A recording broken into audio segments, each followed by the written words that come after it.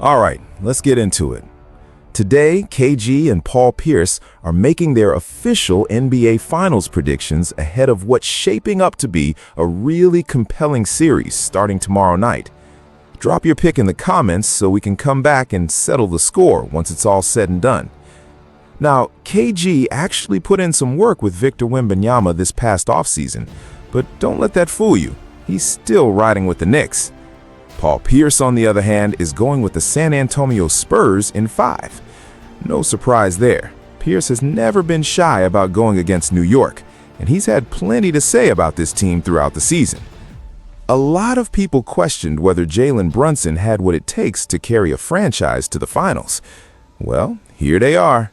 The Knicks came out of the East dealing with injuries, with doubters at every turn, and they showed up anyway. The general feeling around the league was that whoever came out of the West would have the advantage, and that narrative hasn't gone away. Personally, this looks like a genuinely competitive matchup that could go either way, but KG isn't having it when it comes to the disrespect. He feels the Knicks are being seriously undersold heading into this series, and he's not keeping quiet about it. Let's hear what Big Ticket had to say. Antonio Spurs making it to the NBA Finals. He called that 2-3 months ago. Yeah, man. I don't want to hear that shit, man. That man 27 chose like years. 9 people, man. They gonna win it? They gonna win it. Bet. They gonna win Bet, it. nigga. Bet. Knicks finna smice. Man, oh my goodness. Hey, nigga. Can the boy play in the pressure cooker? Huh? Can he come in Madison Square and play? And ain't no going to play no chess and going to Carbones and think you gonna be in the streets of New York. Nah, nigga. You gonna be in that hotel room. Ain't no going out, nigga. You don't wanna be out in this storm. You don't wanna be out in this Knicks storm, nigga. Right. That's crazy. Fuck this I can't nigga believe talking about. Right.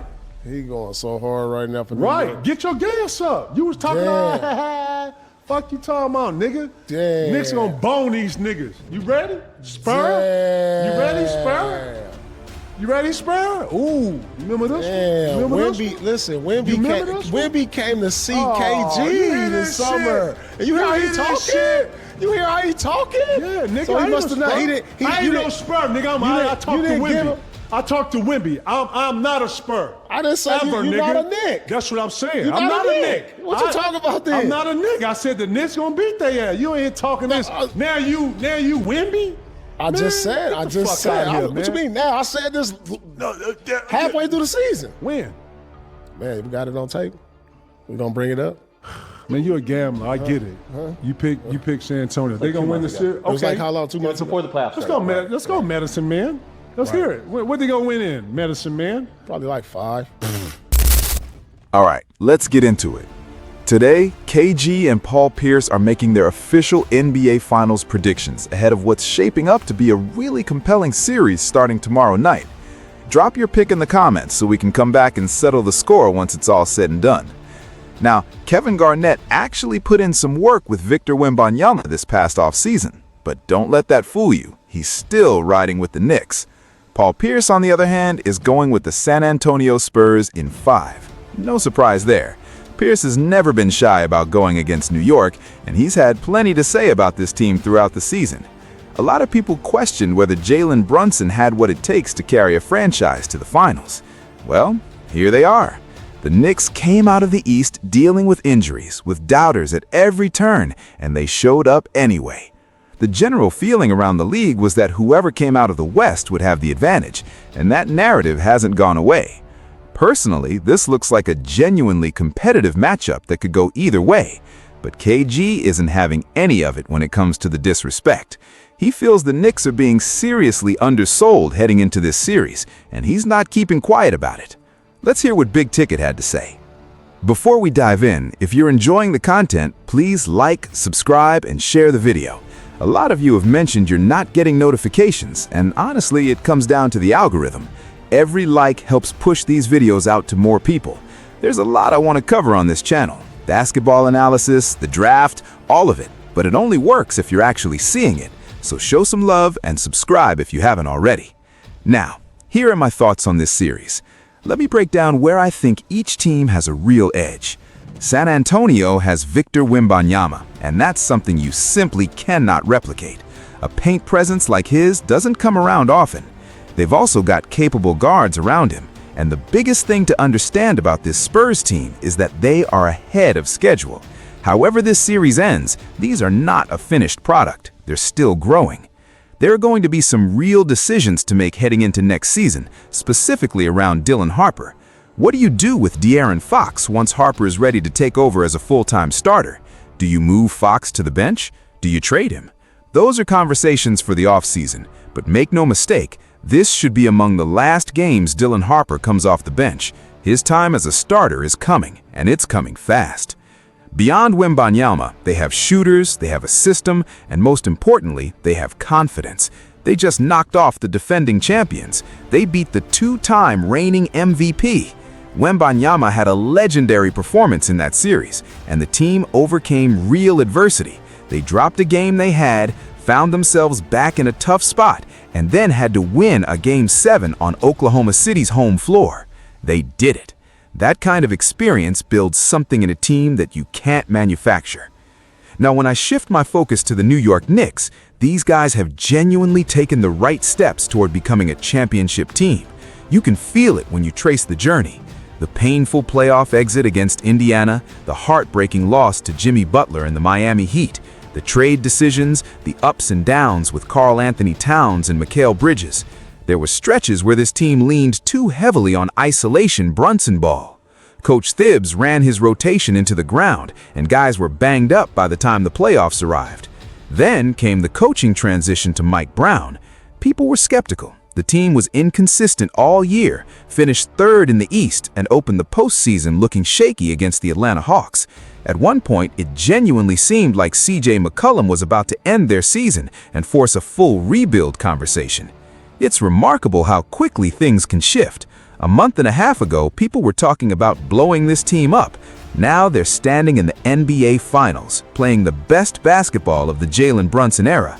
A big part of that transformation has been the offensive adjustments, giving Karl Anthony Towns more freedom at the top of the key and building the offense around his playmaking in a smarter way. As for the matchup, if I'm San Antonio, I'm starting Wembanyama on Josh Hart in half-court sets. Hart is the guy you make beat you from three. That allows Wembanyama to be less aggressive closing out on the perimeter, stay disciplined, and remain the last line of defense. Make Hart earn every point from outside. Then load up your attention on Jalen Brunson. Here's the thing about guarding Brunson. He's not Shai Gilgeous-Alexander. The approach that slowed down Shai won't work here. Brunson welcomes physical contact. He uses it. It actually sets up his footwork when he knows exactly where a defender is. Being aggressive and in his face plays right into what he does best. Jalen Castle and the other Spurs guards will have their moments against him, but Brunson is going to get his. He has arguably the best footwork in the league. Mid-range, floater, pull-up three, he has an answer for everything. You can't guard him too tight, and you can't give him space. That's the dilemma San Antonio has to solve.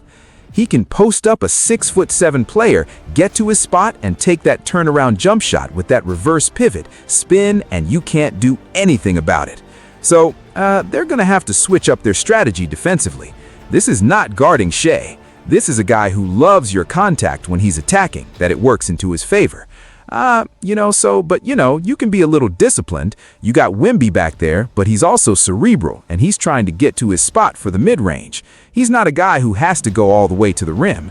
Then you have to watch the lob threats, if you commit to that. Can Mitch still catch with his pinky right now? Is he finishing lobs right now? I say that San Antonio probably shouldn't start Wemby out on Cat, because then he has to come way out with where Cat is starting. He can get beat on some straight line drives. Cat has a pretty quick first step for a guy his size, and he can hit the trailing three. The trailing three is very dangerous with Cat. So that's why I say put him on Josh Hart in half-court settings. If you're the Spurs, OG Anunoby is going to be guarding Victor Wembanyama.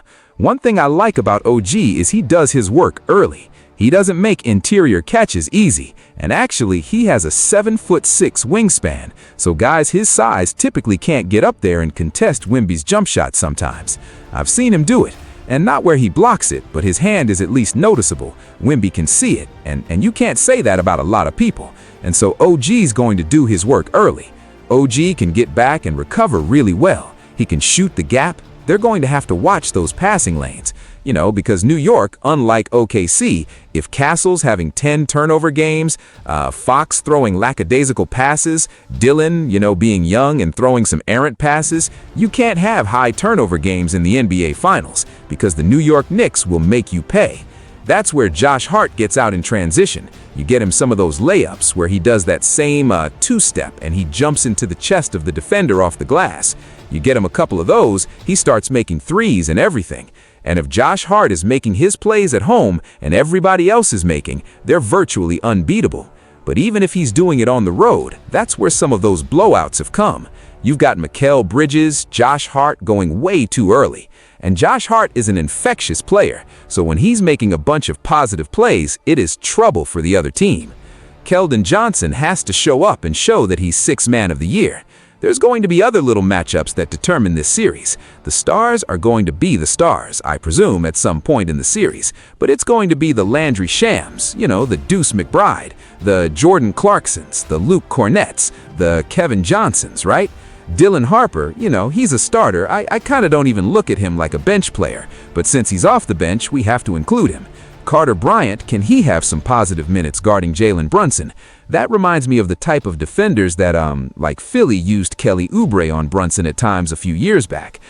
Indiana had long, lengthy guys like that they swapped out on Brunson, and they had T.J. McConnell press him whenever Thibs was playing the Iron Man lineup, so they would tire him out over the course of the games. But like I said, Brunson is not going to try to force dribble it up the court anymore. He's just going to give it up, and now you just got to run up the court with him and guard him, and he's not going to expend that energy. They have a much wiser strategy down there in New York. So I'm looking forward to coming back, man. I could talk all night, but the series is upon us. Tomorrow night, we will have a better idea of what's going on in this series. It'll be 1-0. Some team will have a win by tomorrow night. So let me know again, guys, who you have in this series. Don't forget to like, share, and subscribe. Until next time, peace.